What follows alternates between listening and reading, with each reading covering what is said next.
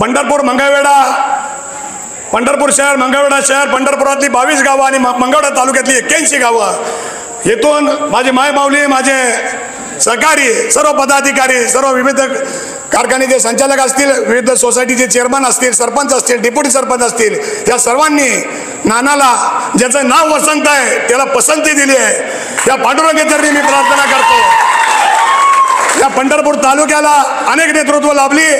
या 40-50 वर्षामध्ये ज्या माणसाने आपलं आयुष्य शेतकऱ्यासाठी, आपल्या मतदारसंघासाठी, आपल्या पंचक्रोशीसाठी एक चारित्र्य संपन्न नेतृत्व म्हणून लोकांशी संपर्क साधला, मग ते पांडुरंग कारखान्याचे व्हाईस चेअरमन असेल, कारखान्याचे संचालक असतील, पंचायत समितीचे सभापती पद असेल, मार्केट कमिटीचं सभापती असेल, किंवा जिल्हा परिषदेत असेल, नियोजन मंडळावर असतील, किंवा विविध आमच्या निजाम मेंबरी सांगितल्याप्रमाणे कॉलेजच्या जीवनापासून अनेक पदे भोगणारा एक चारित्र्य संपन्न नेतृत्व या पंढरपूर मंगळवेढा तालुक्याला पाहिजे.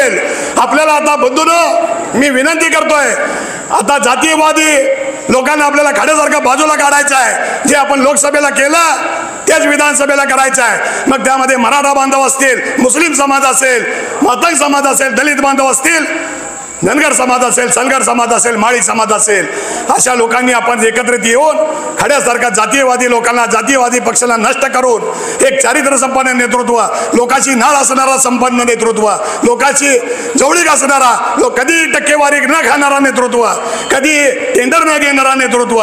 मी नानाच्या मार्गदर्शनाखाली 5 वर्षे नगरसेवक होतो. एक चारित्र्य संपन्न आणि विदाउट टक्केवारी घेणारा नेतृत्व म्हणून पंढरपूर तालुक्यात नावलौकिक असेल तर या जिल्हा परिषद सदस्य वसंत नाना देशमुख आहेत. आम्ही अतिटोकपणे सांगतो, नानाने मला काल एक सर्वसामान्य कुटुंबातला मी कार्यकर्ता आहे, मला फोन करून सांगितलं आम्ही एवढं मोठं नाही, पण नानाने मला फोन केला, मोहम्मद भाई उद्या विचार विनिमय मीटिंग आहे. मी बोला आता नाना तुम्हाला नाना म्हणणार नाही, तुम्हाला आमदार म्हणणार आहे, तुम्ही आमदार होणार आहे. कारण या शेतकऱ्याच्या पोराला भारत नानाला आंबीच डोक्यावर घेऊन सलग 3 वेळा विधानसभेत पाठवलाय. ते कार्यकर्ते आम्ही आहेत. आमचा 22 गावामध्ये, 81 गावामध्ये, मंगळवेढा तालुक्यातल्या 22 गावामध्ये, पंढरपूर तालुक्यातल्या आणि दोन्ही शहरामध्ये जास्तीत जास्त संपर्क आहे.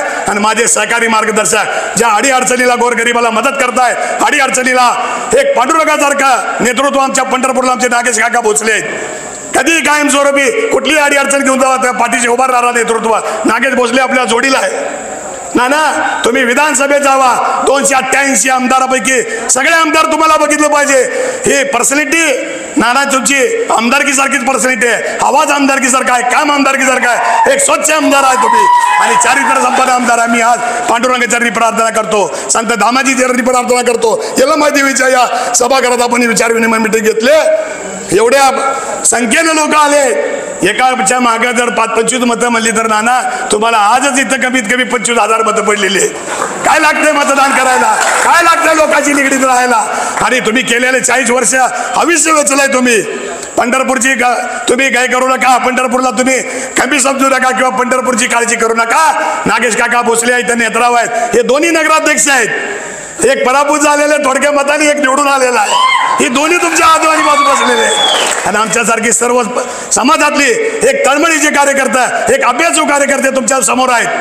आम्हाला पंढरपूरची नगरपालिका सुद्धा रस्त्यावर व्यवस्थित वळणीवर आणायची आहे, पंढरपूर तालुका वळणीवर आणायचा आहे. म्हणून आम्हाला एक स्वच्छ आणि स्वच्छ कारभार करणारा नेतृत्व हवा आहे. म्हणून माझ्या इथं आलेल्या सर्व तमाम माता भगिनी आणि बंधूला, मतदार बंधू भगिनीला, ज्येष्ठ मार्गदर्शक माझ्या वडीलधारी मायबावलीला माझी विनंती आहे की तुम्ही आपण इथं आलाय हाचाच बरोबरून नाना फक्त एक काम करा, पवार साहेबाकड आपण मागून आणलो तिकीट तुम्हाला मिळाले. कारण एक दैविक शक्ती वाकडूस करायची तुमच्या पाठीशी आहे.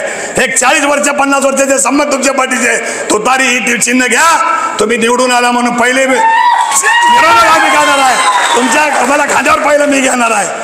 एवढी जबाबदारी, एवढी विश्वास देतो. आणि माझ्यासारख्या सर्वसामान्य कुटुंबातल्या कार्यकर्त्याला या ठिकाणी एवढ्या मीटिंग मध्ये बोलायची संधी दिली त्याबद्दल मी एक शेर सांगतो. अरे सूरज की हर किरण दुआ दे आपको, अरे सूरज की हर किरण दुआ दे आपको, फूलों में हर फूल खुशियां दे आपको. नाना हम देने के काबिल तो नहीं, देने वाला हर खुशियां दे आपको. धन्यवाद.